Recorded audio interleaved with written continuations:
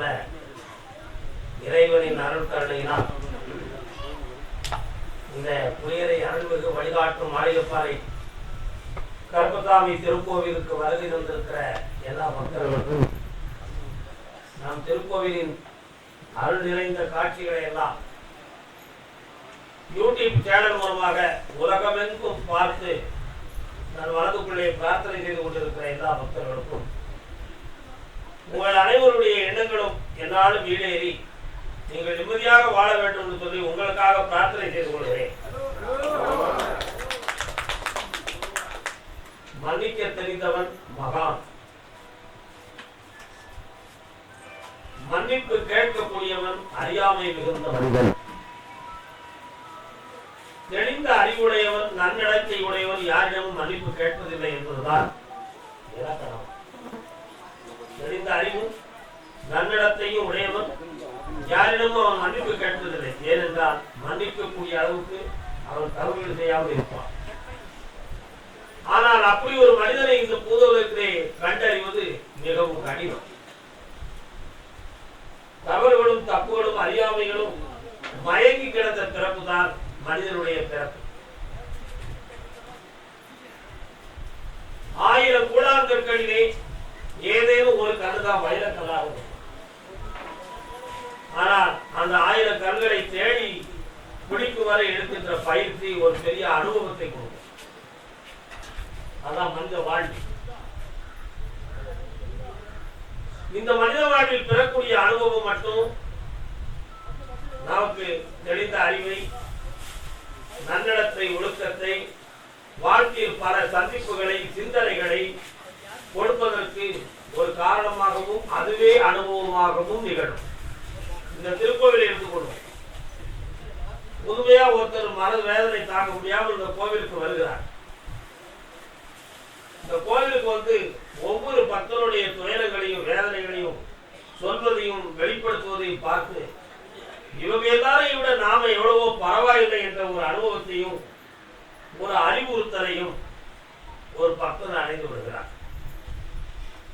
அப்ப அவருடைய வேதனையுடைய வேகம் தணிகிறது, அவர் வருத்தத்தினுடைய புயல் மென்மையாக குறைகிறது.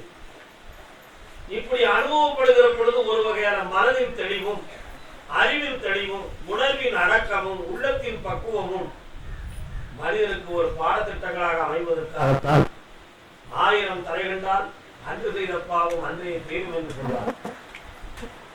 1000 மக்களை பார்க்கிற பொழுது ஒரு ஆறுதல், ஒரு மன மாற்றம், ஒரு தெளிவு. நான் மட்டும்தான் குற்றவாளியா? இல்லை, உலகமுக்கும் குற்றவாளி மறைந்திருக்கிறார்கள்.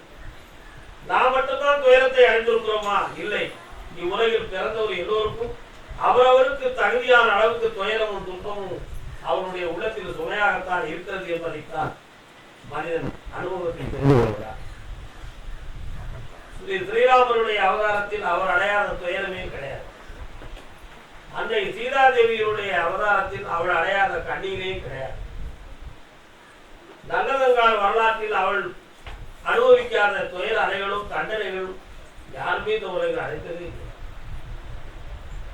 இப்படி ஒவ்வொரு மனிதனுடைய வாழ்க்கையில் நடந்த தெய்வ அவதாரங்களில் நடந்த சரித்திர சான்றுகள் நம்மை எல்லாம் பக்குவப்படுத்துவதற்காகவே புராணங்களாய், வரலாறுகளாய், கதைகளாய், கட்டுரைகளாய் நமக்கு கருத்துரை பகிர்ந்திருக்கிறது. அவையெல்லாம் கேட்க கதையாக தெரிந்தாலும் உண்மை இல்லை என்று சில பேர்கள் உரைத்தாலும் அதிலே உணர்த்தப்பட்ட கருத்துக்கள் யாவும் மனிதன் நன்னடத்தையாக வாழ்வதற்குத்தான் என்பதை உணர்ந்துவிட்டால் அது தெய்வீகமானது என்பதை மனிதன் புரிந்து கொள்வார் என்பதுதான் அதனுடைய சத்திய தத்துவங்கள் ஆகும். கிருஷ்ணரை பார்த்து ஒரு கேள்வி ஒருத்தர் கேட்டார். உத்தமன் என்பது அவருடைய கிருஷ்ணனுடைய சாதனை. கிருஷ்ணா, இந்த பாரத போரை நீ நடத்தினாய். நீ நினைத்தால் போர் இல்லாமலே எல்லோரையும் தடுத்திருக்க முடியுமே. ஏன் இந்த போராட்டத்துக்கு தலைமையாக இருந்தாய்? இந்த போர் நடப்பதை நீ ஏன் பார்த்து கொண்டிருந்தாய்? இந்த நிகழ்வுக்குரிய மாயை என்ன? உன் உள்ளத்தில் உள்ள கருத்துக்கள் தான் என்ன என்ற ஒரு கேள்வியை கிருஷ்ணனுடைய சாரதியாகிய உத்தவன் கேட்டார். யாருமே கிருஷ்ணன் அப்படி ஒரு கேள்வியை கேட்டதே இல்லை. ஆனா கிருஷ்ணன் மட்டும் சொன்னார், தவமிருந்து வருகையில் அசரீரி ஒழித்ததோ, உன்னை முன்னிலையாக வைத்து இந்த பாரில் ஒரு மாபெரும் பாரத போர் நடக்கும். அந்த பாரதி போரிலே அறம் வளரவும் அதர்மம் தளரவும் காரணமாக நீ இருப்பாய் என்ற அசரீரி வாக்கு என் ஆத்மாவை எழுப்பியது உத்தவா. ஆகையினால் தான் இந்த போரில் என்னை அறியாமலே நான் இடம்பெற்றுக் கொண்டேன் என்பதை நீ புரிந்து கொள்ள வேண்டும் என்று கிருஷ்ணர் சொன்னார். ஆனால் ஒரு வார்த்தையை நீங்கள் புரிய வேண்டும், என்னை அறியாமலே இந்த போரில் நான் இருக்க வேண்டும் என்பதை புரிந்து கொள்ள வேண்டும் உத்தவா என்று கூறினார். அது அறிந்ததா அறியாததா? அவரை அந்த ஆத்மாவும் கர்மாவும் இயக்கியது. அவருக்கு உரைத்த அதரீதி என்பதுதான் இறைஞான ஒளி. அந்த அதரீதி வாக்கு அவரை இயக்கியது. ஒவ்வொரு பொழுதும் தன்னுடைய ஆன்மாவை எழுப்புகிற பொழுதெல்லாம் அதரீதிகளுடன் பேசிதான் அவருடைய விஷயங்களை பகிர்ந்திருக்கிறார் என்பது கிருஷ்ணருடைய உண்மை சாராம்சத்தை படித்தவர்கள் அனைவருக்குமே தெரியும். நமக்கு வெளிப்படையாக இருக்கின்ற கீதையும் பாரதமும் மனிதன் ஒரு சாதாரணமாக புரிந்து கொள்ளக்கூடிய கதை வரலாறு போலவே நமக்கு எழுதப்பட்டது. ஆனா உள்ளியாக கிருஷ்ணரை மிகவும் ஆராய்ந்து பார்த்தால் அவரும் ஒரு மாபெரும் இறைஞான சக்தியோடு தன்னுடைய ஆன்மாவை இணைத்து அவதாரமாக எடுத்து வந்தார் என்பதற்கு அது ஒரு காரணமாக வைத்தார். இப்படியெல்லாம் ஒவ்வொரு சூழ்நிலைகளிலும் உத்தவரிடம் அவர் கூறிய வார்த்தை, அந்த வார்த்தையை அவர் நடக்கும் பொழுதுதான் அடுத்து உத்தவன் கேட்டான், கிருஷ்ணா, நீயே நாராயணனின் அவதாரம் என்று நான் உணர்கிறேன். நீ நினைத்திருந்தால் எல்லோருடைய உள்ளத்தையும் நீ மாற்றி இருக்கலாமே, ஏனப்பா மாற்றவில்லை என்று கேட்டார். யார்? உத்தவர் கேட்டார். கிருஷ்ணர் அதற்கு அறிவுபூர்வமான வார்த்தைகளை கூறினார். மிகவும் தெளிவாக சொன்னார். ஆயிரக்கணக்கான மக்கள், லட்சக்கணக்கான வீரர்கள்,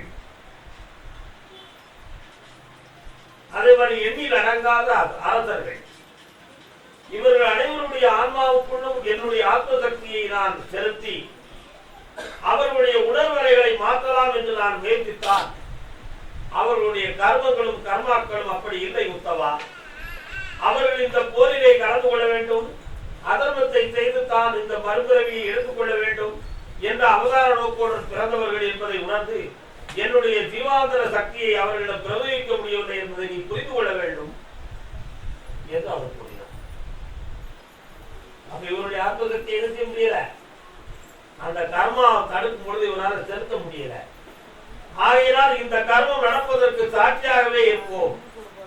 விதித்த விதியவும் கர்மாக்களையும் நாம் விளைத்திருக்க கூடாது என்பதற்காக தன் மனதை ஒருநிலைப்படுத்திக் கொண்டவர் தான் கிருஷ்ணருடைய அவதாரம். புரிந்து கொள்ள வேண்டியது என்ன?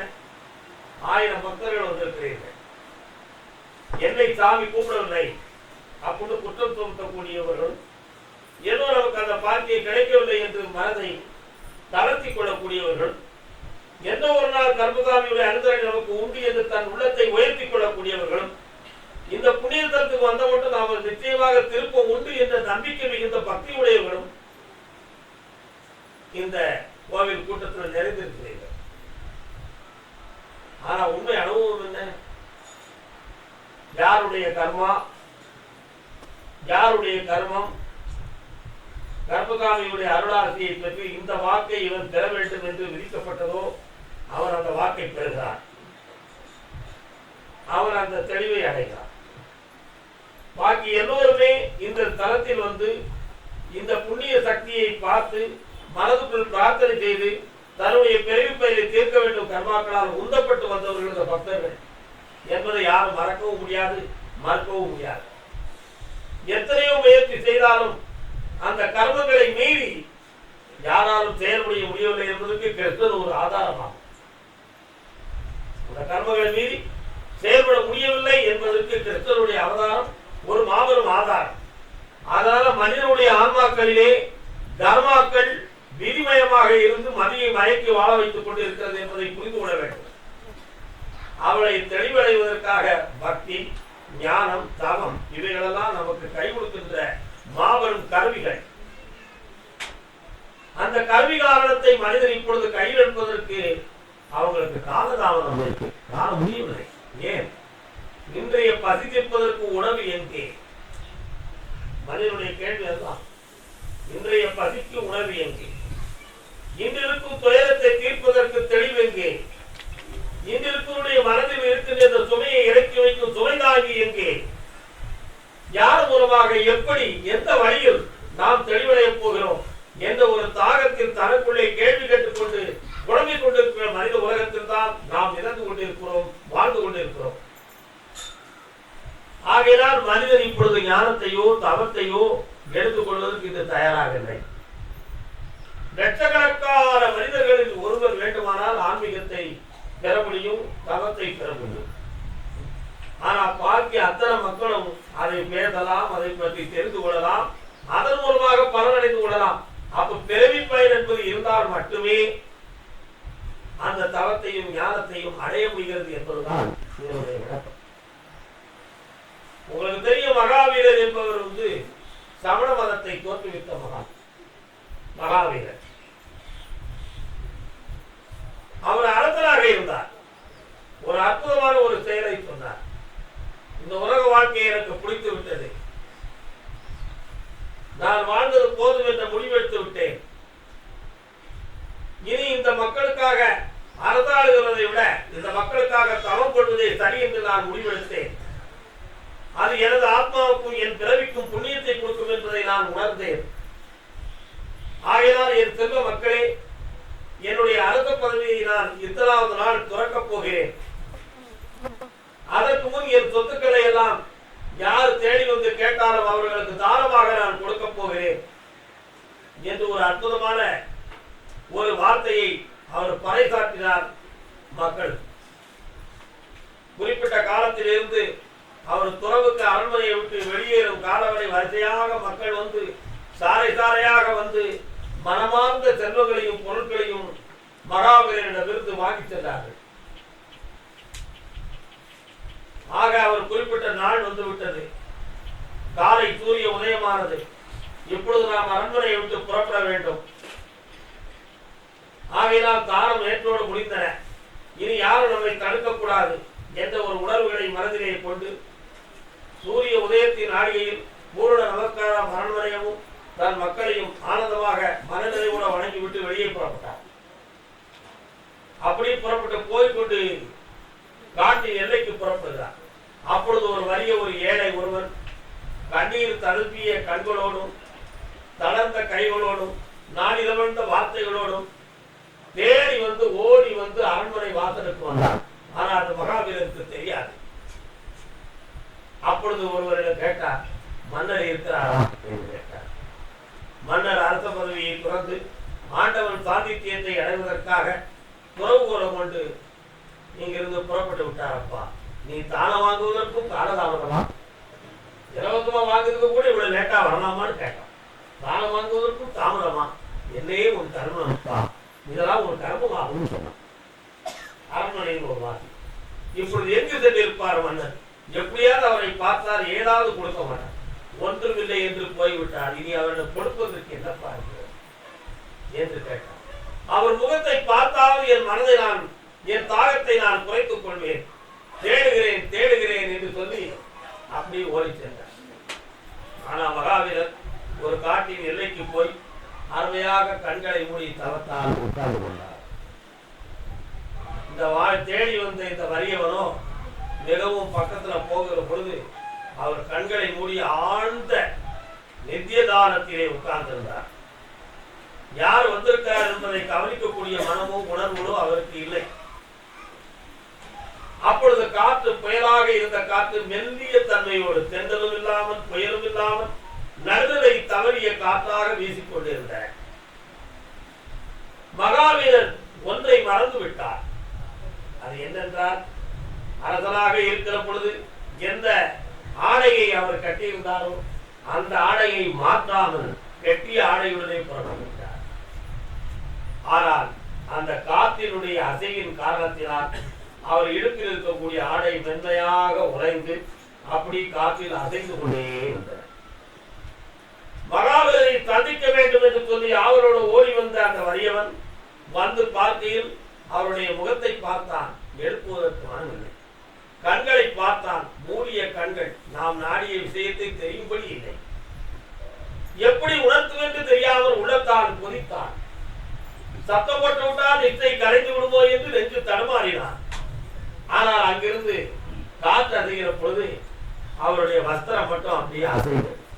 மகாவீரருடைய வஸ்திரம், ஆடை. அந்த ஆடையை உற்று நோக்கினால் இந்த வறியவன். அந்த ஓரங்களிலே தங்க சரிகைகள் தீட்டப்பட்டிருந்தன. அந்த பட்டு பீதாம்பரத்துல தங்க சரிகைகள் தீட்டப்பட்டிருந்தது. ஒரு முடிவுக்கு வந்தான். அரண்மனைக்கு சென்றோம், அள்ளி கொடுப்பார் என்று நினைத்தோம், அவர் இல்லை. ஆனால் அரசரை பார்க்க வேண்டும் என்ற ஒரு தாகம் மட்டும் நம் உள்ளத்தில் தோன்றியது. ஓடோடி வந்தோம். ஒன்று வேண்டாம் என்று ஓடிவிட்டாரே அரசர், அவரிடம் என்ன இருக்க போகிறது என்று கூறினான் ஒருவன். அப்படியும் கேட்காமல் எப்படியாவது அவரை பார்த்தால் போதும் என்ற ஒரு எண்ணம் எனக்கு வந்ததே. அவரிடம் கொடுப்பதற்கு ஏதோ ஒன்று இருக்கிறது என்பதை இறை என்னும் சக்தி என் ஆன்மாவில் உணர்த்திய காரணம்தான் அவரை தேடி என்னை வர வைத்திருக்கிறது என்று வறியவர் நினைத்துக் கொண்டார்.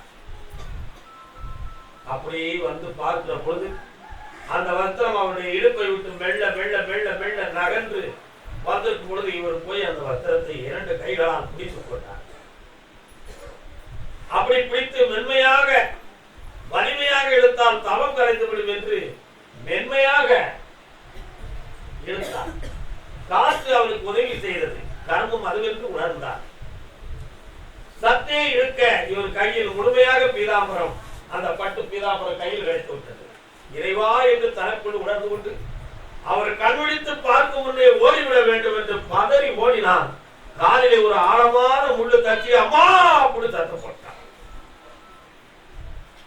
அந்த சத்தத்தை போட்டவுடன் ஏதோ ஒரு அபய குரல் கேட்கிறதே என்று அதிர்ச்சி அடைந்து மகாவீரர் கண்களை திறந்து பார்த்தார். ரத்தம் தெரிந்த காலம், பீதாம்பரத்தை வைத்த கையும், கண்ணீர் தெரிந்த முகத்தையும் பார்த்து மகாவீரர் அவனை கட்டி தள்ளினார். மகனே, ஏன் உனக்கு இந்த அலைய போறோம்?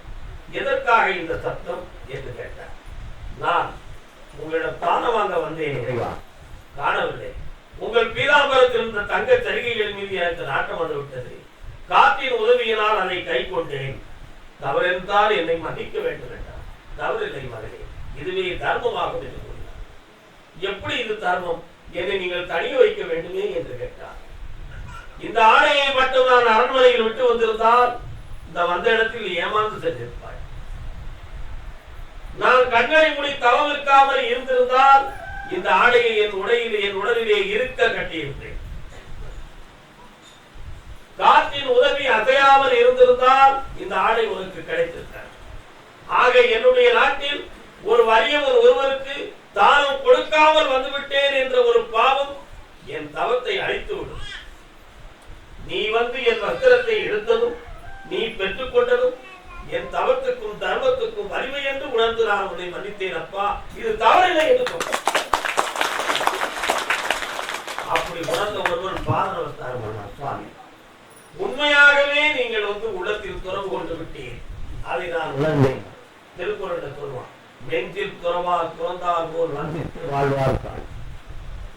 துறவு என்பது ஞானம் என்பதையும் உள்ளத்தால துறக்கணும். பக்தி என்பதையும் உள்ளத்தால நினைக்கணும். உள்ளமாத்த நினைச்சாதான் ஒருத்தர் திருந்தவும் முடியும், வாழவும் முடியும். குடிகார திருந்தணும். என்னையா குடிச்சுக்கிட்டாரு, இத கொண்டாடிய பாரு, புடைய பாரியா அப்படின்னு மனைவி சொல்லுவா. சரிம்மா, 4 மணிக்கு பழைய குடி கதவை திறந்து பார்க்க விடுவான். உண்மையா இல்லையா? எத்தனை பேர்கள் என்ன சொன்னாலும் சரி, அவன் காதுல கப்பான், கருத்துல ஏறாது. அதுக்கு அவன் கர்மா என்று சொல்லலாமா? மதிமயக்கம். இந்த பிறவில அவன் குடிக்கணும், மதிமயக்கம் இருக்கு. அவனால இந்த மனைவி மக்கள் கஷ்டப்படணுங்கிற ஒரு கர்மம் எழுதப்பட்டிருக்கு. ஆனால் அவன் திரும்பினால் என்னாலோ என்ற ஒரு ஏக்கம், ஒரு தவம் இருந்தால் அவனை மாற்றி விடலாம். ஆனா அப்படி தவம் இருக்கக்கூடிய அளவுக்கு நிலைமையும் பிறவியும் இருக்க வேண்டுமே. அப்ப எதை நினைக்கணும்? அவன் தன் உள்ளத்தால் திருத்த வேண்டும். மகாவீரர் தன் உள்ளத்தால் துறவுகளை ஏற்றுக்கொண்டது போல், தர்மத்தை ஏற்றுக்கொண்டது போல், மனோபக்குவத்தை ஏற்றுக்கொண்டது போல், எல்லோரையும் வாழ வைக்க வேண்டும் என்ற ஒரு தர்ம சிந்தனையும் பரந்த நோக்கமும் இருந்தது போல்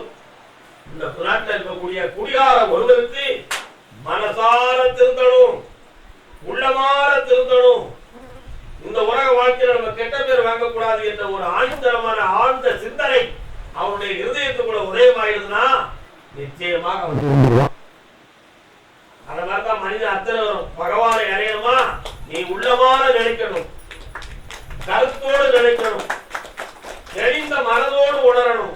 சும்மா வெளிப்படையா வந்து பூமாலையவோ பொருள்களையோ கொடுக்கறதால இறை சக்தி கிடைக்க போறதே இல்லை. உன் மனதார கொடுக்கணும். உன் மனது இந்த இடத்துல ரொம்ப முக்கியம். பக்தனுக்கு முதலில் தேவை மனப்பக்குவம், அதுக்கு பிறகு நம்பிக்கை, அதற்கு பெயர் செயல். போத மனப்பக்குவம், அடுத்து நம்பிக்கை, அதுக்கு அடுத்து செயல். இந்த மூன்று இருந்தால்தான் இறை உணர்வோடு தன்னை ஒன்றித்துக் கொள்ள முடியும் என்ற பக்குவத்தை ஒரு பக்தர் அடைந்து விட்டார் என்றால் அவன் நினைத்ததெல்லாம் வெற்றி என்பதில் ஒரு சந்தேகம். அவனுடைய மனம் உணர வேண்டும், அவனுடைய உள்ள உணர வேண்டும், அவனுடைய புற உணர்வுகள் அடங்க வேண்டும். மாசில்லாத மனதை ஈத்தனை வரவைக்க வேண்டும் என்று தன் உள்ளத்தை தூய்மைப்படுத்திக் கொண்டால் மாசில்லாத மனமே